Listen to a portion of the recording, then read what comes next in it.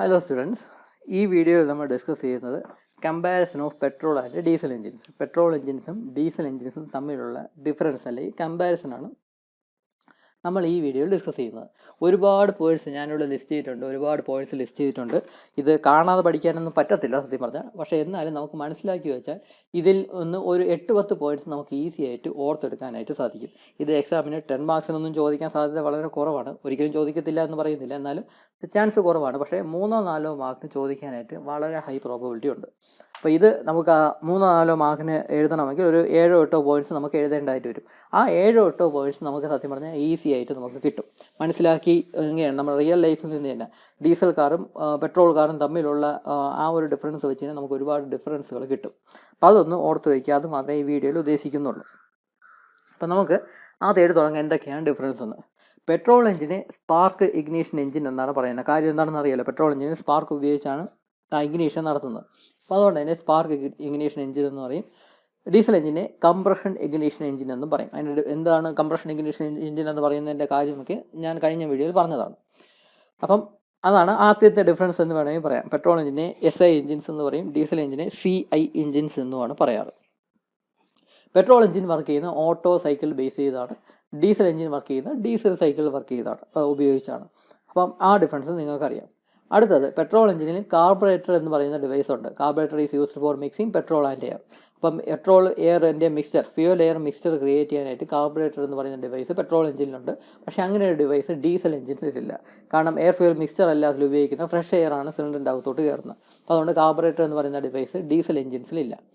പിന്നെ പെട്രോൾ എഞ്ചിനിൽ spark plug എന്ന് പറയുന്ന ഡിവൈസ് യൂസ് ചെയ്യുന്നുണ്ട്. പക്ഷേ ഡീസൽ എഞ്ചിനിൽ ഫ്യൂൽ ഇഞ്ചക്ടറാണ് യൂസ് ചെയ്യുന്നത്. സ്പാർക്ക് പ്ലഗ് ഇല്ല, പകരം ഫ്യൂൽ ഇഞ്ചക്ടറാണ് ഡീസൽ എഞ്ചിൻസിലുള്ളത്.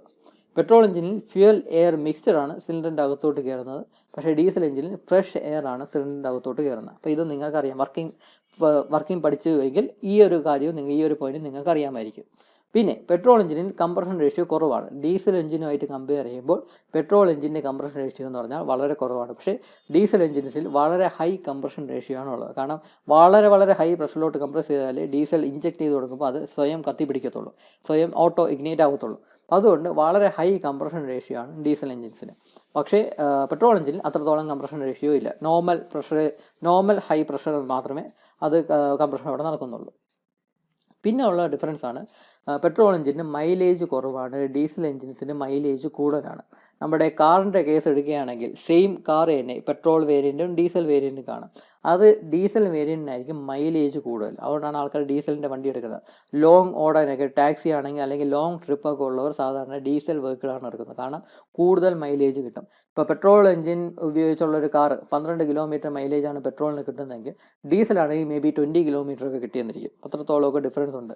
അപ്പോൾ മൈലേജ് സത്യം പറഞ്ഞാൽ കൂടുതൽ ഡീസൽ എഞ്ചിനാണ്, പെട്രോൾ എഞ്ചിന് മൈലേജ് കുറവാണ്. കമ്പാരിറ്റീവ്ലി ഡീസൽ എഞ്ചിനായിട്ട് കമ്പയർ ചെയ്യുമ്പോൾ പെട്രോൾ എഞ്ചിന് മൈലേജ് കുറവ് എന്നാണ് അർത്ഥം. അല്ലാതെ മൈലേജ് പെട്രോൾ എഞ്ചിന് കിട്ടത്തില്ല എന്നല്ല അതിൻ്റെ അർത്ഥം. ഡീസൽ എഞ്ചിനായിട്ട് കമ്പയർ ചെയ്യുമ്പോൾ പെട്രോൾ എഞ്ചിന് മൈലേജ് കുറവാണ്, ഡീസൽ എഞ്ചിൻസിന് കൂടുതലാണ് മൈലേജ്. പക്ഷേ പെട്രോൾ എഞ്ചിന് ഒരുപാട് അഡ്വാൻറ്റേജസ് ഉണ്ട്. അതിലൊന്നാണ് എഞ്ചിൻ്റെ വെയിറ്റ് എന്ന് പറയുന്നത് കുറവായിരിക്കും സാധാരണ. അതുകൊണ്ട് തന്നെയാണ് ഈ പെട്രോൾ കാറാണെങ്കിൽ പെട്രോൾ വേരിയൻറ്റിനാണെങ്കിൽ സാധാരണ വില കുറവായിരിക്കും, ഡീസൽ വേരിയൻറ്റിനാണെങ്കിൽ വില കൂടുതലായിരിക്കും. അതിൻ്റെ one of the main reason എന്ന് പറഞ്ഞാൽ പെട്രോൾ എഞ്ചിനാണെങ്കിൽ അതിൻ്റെ വെയിറ്റ് കുറവായിരിക്കും, ഡീസൽ എഞ്ചിനാണെങ്കിൽ അതിൻ്റെ വെയിറ്റ് കൂടുതലായിരിക്കും. അതിൻ്റെ റീസൺ എന്തെന്ന് വെച്ചാൽ, ഈ ഡീസൽ എഞ്ചിനാണെങ്കിൽ വളരെ ഹൈ കംപ്രഷൻ റേഷ്യോ ആണ്. അതായത് വളരെ ഹൈ പ്രഷറിലോട്ട് ഫ്രഷ് എയറിനെ കംപ്രസ് ചെയ്യാനായിട്ടുണ്ട്. ഈ കംപ്രഷൻ നടക്കുന്നതെന്ന് വെച്ചാൽ ഒരു സെക്കൻഡിൽ തന്നെ 10-20 തവണയൊക്കെ നടക്കുന്നുണ്ട്. അതായത് ഒരു മിനിറ്റിൽ RPM എന്ന് പറയുമ്പോൾ ഒരു മിനിറ്റിൽ മേ ബി 1000-2000 RPM ഒക്കെ ഒരു മിനിറ്റിൽ നടക്കുന്നതാണ്. അപ്പോൾ അത്രയും ഹൈ സ്പീഡിലാണ് എഞ്ചിൻ വർക്ക് ചെയ്യുന്നത്. അപ്പോൾ ഓരോ തവണയും അത്രത്തോളം ഹൈ പ്രഷർ ആ ഡീസൽ എഞ്ചിനിൽ ഫോം ആവുന്നുണ്ട്.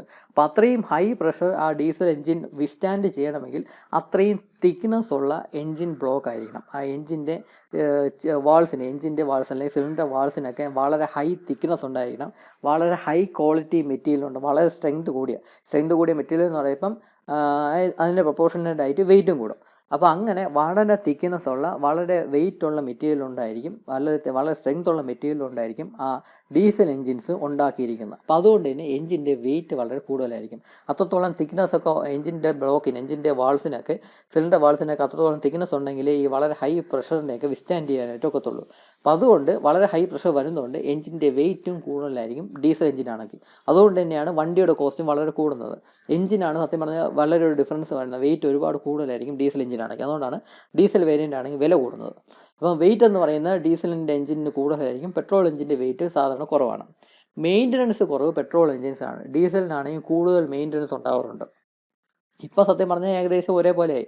ഡീസൽ എഞ്ചിൻസൊക്കെ ഒരുപാട് ഇമ്പ്രൂവ് ആയി എങ്കിലും സത്യം പറഞ്ഞാൽ പണി വരുന്നു എങ്കിൽ സാധാരണ ഡീസൽ എഞ്ചിൻസിനാണ് കൂടുതൽ മെയിൻ്റനൻസ് വരുന്നത്. കാരണം ഈ വളരെ ഹൈ പ്രഷറൊക്കെ വരുന്നതുകൊണ്ട് ചിലപ്പോൾ കമ്പോണൻസ് ഒക്കെ പൊട്ടിപ്പോവാനോ അല്ലെങ്കിൽ ബ്രേക്കായി പോകാനോ ഉള്ള സാധ്യതകൾ വളരെ കൂടുതലാണ്. ചെറിയ ചെറിയ കമ്പോണൻസ്, എഞ്ചിൻ്റെ കൂടെ വരുന്ന ചെറിയ ചെറിയ കമ്പോണൻസിനൊക്കെ ഒരു ഡാമേജ് വരാനുള്ള സാധ്യത കൂടുതലാണ്, വളരെ ഹൈ പ്രഷർ വരുന്നുണ്ട്.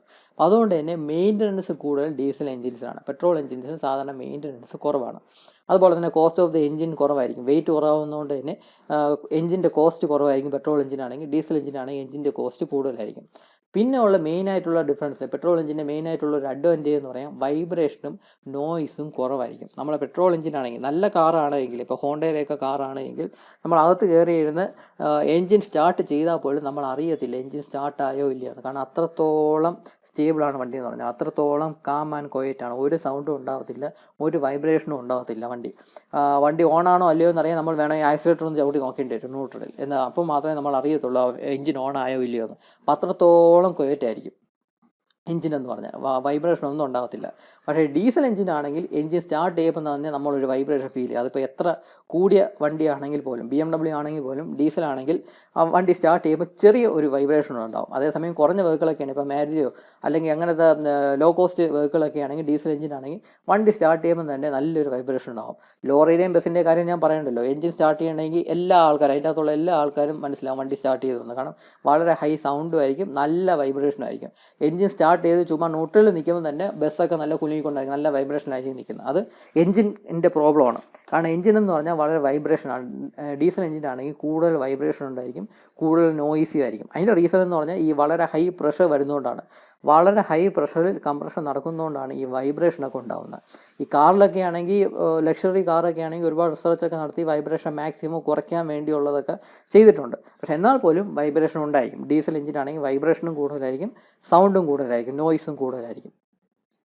പക്ഷേ പവറിൻ്റെ കേസ് എടുക്കുകയാണെങ്കിൽ പെട്രോൾ എഞ്ചിനിൽ കൂടുതൽ പവർ പ്രൊഡ്യൂസ് ചെയ്യും. കാരണം പെട്രോളിൻ്റെ കലോറി വാല്യൂ ഒക്കെ കൂടുതലാണ്. അപ്പോൾ അതുകൊണ്ട് തന്നെ കൂടുതൽ പവർ പ്രൊഡ്യൂസ് ചെയ്യുന്ന പെട്രോൾ എഞ്ചിൻസിലാണ്. അതുകൊണ്ടാണ് ഈ ഫോർമുല 1 അല്ലെങ്കിൽ ഇങ്ങനെ റേസിങ്ങിനൊക്കെ ഉപയോഗിക്കുന്ന കാറൊക്കെ സാധാരണ പെട്രോൾ എഞ്ചിൻ ഉപയോഗിക്കുന്നത്. കാരണം പവർ കൂടുതലാണ് പെട്രോൾ എഞ്ചിന്. ഡീസൽ എഞ്ചിന് അത്രത്തോളം പവർ ഇല്ല. കമ്പാരിറ്റീവ്ലി പെട്രോൾ എഞ്ചിനായിട്ട് കമ്പയർ ചെയ്യുമ്പോൾ പവർ കുറവാണ് ഡീസൽ എഞ്ചിൻസിന്. പക്ഷേ ഡീസൽ എഞ്ചിൻസിന് കൂടുതൽ എന്ന് പറയുന്നത് ടോർക്കാണ്. ഇത് രണ്ടും രണ്ടാണ്. ഈ പവറും ടോർക്കും ഇത് രണ്ടും രണ്ടാണ്. ഈ ടോർക്ക് എന്ന് പറയുന്നത് പുള്ളിങ് പവറിനെയാണ് ടോർക്ക് എന്ന് പറയുന്നത്. വണ്ടി സ്റ്റില്ലായിട്ട് നിൽക്കുന്നു, ആ സ്റ്റില്ലായിട്ട് നിൽക്കുന്ന വണ്ടിയെ മൂവ് ചെയ്ത് തുടങ്ങണമെങ്കിൽ വേണ്ടത് ടോർക്കാണ്. ഇപ്പോൾ വളരെ ഹൈ ടോർക്ക് ഉണ്ടെങ്കിലേ സ്റ്റില്ലായിട്ട് നിൽക്കുന്ന വണ്ടിയൊക്കെ മൂവ് ചെയ്ത് തുടങ്ങത്തുള്ളൂ. അപ്പോൾ അതിന് വേണ്ടിയുള്ള പുള്ളിങ് പവറിനെയാണ് ടോർക്ക് എന്ന് പറയുന്നത്. ഈ ടോർക്ക് എന്ന് പറയുന്ന സംഭവം ഡീസൽ എഞ്ചിനിലാണ് കൂടുതൽ. അതുകൊണ്ടാണ് ഈ ലോറിയും ബസ്സും ഒക്കെ ഈ ഡീസൽ എഞ്ചിനിൽ പ്രവർത്തിക്കുന്നത്. കാരണം വളരെ ഹൈ ടോർക്കാണ്. ഇപ്പോൾ ലോറി അല്ലെങ്കിൽ ബസ്സാണെങ്കിൽ ഫുള്ള് ലോഡിൽ അഴിക്കും പോകുന്നത്. ഒരുപാട് പാസഞ്ചേഴ്സ് ഉണ്ടെങ്കിൽ ബസ്സിൻ്റെ വെയിറ്റ് കൂടുതലായിരിക്കും, ഒരുപാട് ലോഡ് കൂടുതലാണെങ്കിൽ ലോറിയുടെയൊക്കെ വെയിറ്റ് കൂടുതലായിരിക്കും. അങ്ങനെ വളരെ ഹൈ വെയിറ്റൊക്കെ വലിച്ചുകൊണ്ട് പോകണമെങ്കിൽ നമുക്ക് ടോർക്കാണ് വേണ്ടത്. വളരെ ഹൈ ടോർക്ക് ഉണ്ടെങ്കിൽ മാത്രമേ നിർത്തിയിട്ടിരിക്കുന്ന ലോറിയൊക്കെ സ്റ്റാർട്ട് ചെയ്ത് ആക്സിലേഷൻ കൊടുക്കുമ്പോഴേക്കും മൂവ് ചെയ്ത് തുടങ്ങത്തുള്ളൂ. അങ്ങനെ മൂവ് ചെയ്ത് തുടങ്ങണമെങ്കിൽ, വളരെ ഹൈ ലോഡിൽ മൂവ് ചെയ്ത് തുടങ്ങണമെങ്കിൽ വളരെ ഹൈ ടോർക്ക് അവിടെ വേണം. ആ കൂടുതൽ ടോർക്ക് പ്രൊഡ്യൂസ് ചെയ്യുന്ന ഡീസൽ എഞ്ചിൻസാണ്. അപ്പോൾ അതുകൊണ്ടാണ് ഈ ഹെവി ഡ്യൂട്ടി വെഹിക്കിൾസ് എല്ലാം ഡീസൽ എഞ്ചിൻസിലുണ്ടാവുന്നത്. പെട്രോൾ എഞ്ചിനാണെങ്കിൽ അത്രത്തോളം ടോർക്ക് അത് ക്രിയേറ്റ് ആവത്തില്ല. നിങ്ങൾക്ക് തന്നെ വണ്ടി ഓടിക്കുന്നവർക്കറിയാം, ഈ തേരിയൊക്കെ കയറാനാണ് നിർത്തിയിട്ടിരിക്കുന്ന വണ്ടി തേരി കയറാനാണെങ്കിൽ ഡീസൽ എഞ്ചിനാണെങ്കിൽ അത് ഈസി ആയിട്ട് കയറിപ്പോരും. പെട്രോൾ എഞ്ചിനാണെങ്കിൽ കുറച്ച് ബുദ്ധിമുട്ടാണ്. ആക്സിലേഷൻ ഫുള്ള് കൊടുത്താലേ അത് തേരി കയറി പോകത്തുള്ളൂ. പക്ഷേ ഡീസൽ എഞ്ചിനാണെങ്കിൽ മേ ബി നമ്മുടെ ക്ലച്ചിൽ നിന്ന് കാലെടുക്കുമ്പോൾ തന്നെ മേ ബി ആ തേരി അതങ്ങ് ചെറുതായിട്ട് കയറി വന്നിരിക്കും. അപ്പോൾ ടോർക്ക് കൂടുതൽ ഡീസൽ എഞ്ചിനാണ്, കമ്പാരിറ്റീവ്ലി ടോർക്ക് കുറവ് എന്ന് പറയുന്ന പെട്രോൾ എഞ്ചിനാണ്. ഈ പവർ എന്ന സംഭവം നമ്മൾ കൺട്രോൾ ചെയ്യുന്ന ആക്സിലേറ്റർ ഉപയോഗിച്ചാണ്. ആക്സിലേറ്റർ കൂട്ടിയും കുറച്ചുമാണ് ഈ പവർ നമ്മൾ കൂട്ടുകയും കുറയ്ക്കുകയും ചെയ്യുന്നത്. ഈ ടോർക്കിനെ നമ്മൾ കൺട്രോൾ ചെയ്യുന്ന ഗിയർ ബോക്സ് ഉപയോഗിച്ചാണ്. ഫസ്റ്റ് ഗിയറിലാണ് ഏറ്റവും കൂടുതൽ ടോർക്ക് വരുന്നത്. അത് കഴിഞ്ഞ് കുറച്ച് ടോർക്ക് കുറഞ്ഞു വരും. Second gear, third gear, fourth ഗിയറിലോട്ട് വരുമ്പോൾ ടോർക്ക് കുറഞ്ഞു വരും. അപ്പോൾ ഈ ടോർക്ക് കൺട്രോൾ ചെയ്യാൻ വേണ്ടിയാണ് ഈ ഗിയർ ബോക്സ് ഉപയോഗിക്കുന്നത്. പവർ കൺട്രോൾ ചെയ്യാൻ വേണ്ടിയാണ് ആക്സിലറേറ്റർ ഉപയോഗിക്കുന്നത്. ആക്സിലറേറ്റർ കൂടുതൽ കൊടുക്കുന്നതോറും കൂടുതൽ പവർ പ്രൊഡ്യൂസ് ചെയ്യും. അതേസമയം ഫസ്റ്റ് ഗിയറിലായിരിക്കും ഏറ്റവും കൂടുതൽ ടോർക്ക് അത് പ്രൊഡ്യൂസ് ചെയ്യുന്നത്. അപ്പോൾ ഈ ടോർക്ക് കൺട്രോൾ ചെയ്യുന്നത് ഗിയർ ബോക്സ് ഉപയോഗിച്ചും പവർ കൺട്രോൾ ചെയ്യുന്ന ആക്സിലേറ്റർ ഉപയോഗിച്ചുമാണ്. അപ്പം ആ ഒരു ഡിഫറൻസ്. പിന്നെ ടോപ്പ് സ്പീഡ് വരുന്നത് പെട്രോൾ എഞ്ചിനാണ്. വളരെ ഹൈ സ്പീഡ് അറ്റൈൻ ചെയ്യാൻ കഴിയുന്ന പെട്രോൾ എഞ്ചിനാണ്. അതുപോലെ തന്നെ ആക്സിലറേഷനും കൂടുതലെന്ന് പറയാം പെട്രോൾ എഞ്ചിൻസിന്. പക്ഷേ ഡീസൽ എഞ്ചിൻസ് ആണെങ്കിൽ അത്രത്തോളം ടോപ്പ് സ്പീഡ് കയറത്തില്ല. ഡീസൽ എഞ്ചിൻസിന് ആക്സിലറേഷനും കുറവാണ്, മാത്രമല്ല ടോപ്പ് സ്പീഡ് കയറത്തുമില്ല. പെട്രോൾ എഞ്ചിൻസിന് അത്രത്തോളം ടോപ്പ് സ്പീഡ് കയറത്തുമില്ല. അപ്പോൾ അതുകൊണ്ടാണ് പെട്രോൾ എഞ്ചിൻസൊക്കെ റേസിങ്ങിനൊക്കെ ഉള്ള കാറിലും ബൈക്കിലൊക്കെ ഉപയോഗിക്കുന്നത് പെട്രോളാണെന്ന് പറയാം. കാരണം ടോപ്പ് സ്പീഡ് കയറാൻ പെട്രോൾ എഞ്ചിൻസാണ് ബെറ്റർ. പിന്നെ ഏറ്റവും ഇമ്പോർട്ടൻ്റ് ആയിട്ടുള്ള വ്യത്യാസമാണ് പൊല്യൂഷൻ എന്ന് പറയുന്നത്. സാധാരണ പെട്രോൾ എഞ്ചിൻസിന് പൊല്യൂഷൻ കുറവാണ്, ഡീസൽ എഞ്ചിനാണെങ്കിൽ പൊല്യൂഷൻ കൂടുതലാണ്. കാരണം ഡീസൽ ബേൺ ചെയ്യുമ്പം കാർബൺ മോണോക്സൈഡും മറ്റ് പൊല്യൂഷൻ ഉണ്ടാക്കുന്ന കമ്പോണൻസ് എല്ലാം എക്സോസ്റ്റ് ഗ്യാസ് ആയിട്ട് ഫോം ചെയ്യും. അതുകൊണ്ട് പൊല്യൂഷൻ കൂടുതലാണ് ഡീസൽ എഞ്ചിൻ. പക്ഷേ പെട്രോൾ ബേൺ ചെയ്യുമ്പം അത്രത്തോളം പൊല്യൂട്ടഡ് ആയിട്ടുള്ള കണ്ടൻസ് അത് പ്രൊഡ്യൂസ് ചെയ്യുന്നില്ല. അപ്പോൾ അതുകൊണ്ട് പെട്രോൾ എഞ്ചിൻസ് സാധാരണ പൊല്യൂഷൻ കുറവാണ്. പക്ഷേ ഡീസൽ എഞ്ചിൻസിനാണ് സാധാരണ പൊല്യൂഷൻ കൂടുതൽ. ഈ ഡൽഹിയിലൊക്കെ പൊല്യൂഷൻ കൂടിയ സമയത്ത് അവർ നിരോധിച്ചതെന്ന് പറഞ്ഞാൽ ഡീസൽ വെഹിക്കിൾസ് ആണ് നിരോധിച്ചത്. കാരണം ഡീസൽ വെഹിക്കിൾസ് ആണ് ഈ പൊല്യൂഷൻ ഉണ്ടാക്കുന്നത്. പെട്രോൾ വെഹിക്കിൾസ് അത്ര പൊല്യൂഷൻ ഉണ്ടാക്കത്തില്ല. അപ്പോൾ അതുകൊണ്ട് തന്നെ പറയുന്നുണ്ട്, ഈ കാറൊക്കെ ആണെങ്കിൽ 15 വർഷം കഴിഞ്ഞ കാറുകളൊക്കെ ആണെങ്കിൽ നശിപ്പിക്കാനായിട്ട് ഗവൺമെൻറ് ഓർഡർ ഇറക്കും എന്നൊക്കെ പറയുന്നുണ്ട്. കാരണം കൂടുതൽ കാലം കഴിയുന്തോറും പൊല്യൂഷൻ്റെ കണ്ടൻറ്റ്, ആ ഡീസൽ എഞ്ചിനിൽ നിന്ന് പൊല്യൂഷൻ്റെ കണ്ടൻറ്റ് കൂടിക്കൊണ്ടിരിക്കും. പക്ഷേ പെട്രോൾ എഞ്ചിനാണെങ്കിൽ അത്രത്തോളം ഇല്ല. പഴയ വണ്ടിയാണെങ്കിലും പൊല്യൂഷൻ വളരെ കുറവായിരിക്കും പെട്രോൾ എഞ്ചിനാണെങ്കിൽ. പക്ഷേ ഡീസൽ എഞ്ചിൻസ് ആണെങ്കിൽ കൂടുതൽ പൊല്യൂഷൻ ഉണ്ടാകാനുള്ള സാധ്യതയുണ്ട്. കാരണം ഡീസൽ ബേൺ ചെയ്യുമ്പം പൊല്യൂഷൻ ഉണ്ടാക്കുന്ന കമ്പോണൻസ് ആണ് കൂടുതലും ഫോം ആവുന്നത്, ഹോട്ട് ഗ്യാസസ് ആയിട്ട്. അപ്പോൾ ഇതൊക്കെയാണ് ഡിഫറൻസസ് എന്ന് പറയുന്നത്. അപ്പോൾ കുറേയൊക്കെ റിയൽ ലൈഫിൽ നിന്ന് തന്നെ നമുക്ക് ഇതിൻ്റെ വ്യത്യാസം എന്തൊക്കെയാണെന്ന് നമുക്ക് മനസ്സിലാക്കാം. കുറേയൊക്കെ പോയിൻറ്റ്സ് നിങ്ങൾക്ക് ഓർത്ത് എഴുതാമെന്നുള്ളതേ ഉള്ളൂ. ഞാനിവിടെ ഒരുപാട് പോയിൻറ്റ്സ് ലിസ്റ്റ് ചെയ്തിട്ടുണ്ട്. എല്ലാ പോയിൻറ്റ്സും കാണാതെ പഠിക്കണമെന്നില്ല. നിങ്ങൾക്ക് മനസ്സിലാവുന്ന ഓർത്തെഴുതുന്ന പോയിൻറ്റ്സ് മാത്രം പഠിച്ചാൽ മതി. ഒരു 8-10 പോയിൻറ്റ്സ് മാത്രം നിങ്ങൾ പഠിച്ചാൽ മതി. ഈ 8-10 പോയിൻറ്റ്സ് എന്നുള്ളത് നിങ്ങൾക്ക് ഈസി ആയിട്ട് കിട്ടാവുന്നതേ ഉള്ളൂ, ഓർത്തെടുക്കാവുന്നതേ ഉള്ളൂ. അപ്പോൾ ഇതാണ് പെട്രോൾ എഞ്ചിനും ഡീസൽ എഞ്ചിനും തമ്മിലുള്ള കമ്പാരിസൺ എന്ന് പറയുന്നത്. ഇനി ഒരു റിയൽ ലൈഫ് കമ്പാരിസണും കൂടെയാവാം. നമുക്ക് ഒരു കാർ, ഹോണ്ട സിറ്റി കാർ, അതിൻ്റെ പെട്രോളിൻ്റെയും ഡീസലിൻ്റെയും രണ്ടും ഒരേ variant, petrol variant, diesel variant, ഇത് തമ്മിലുള്ള കുറച്ച് ഡിഫറൻസ് നോക്കാം.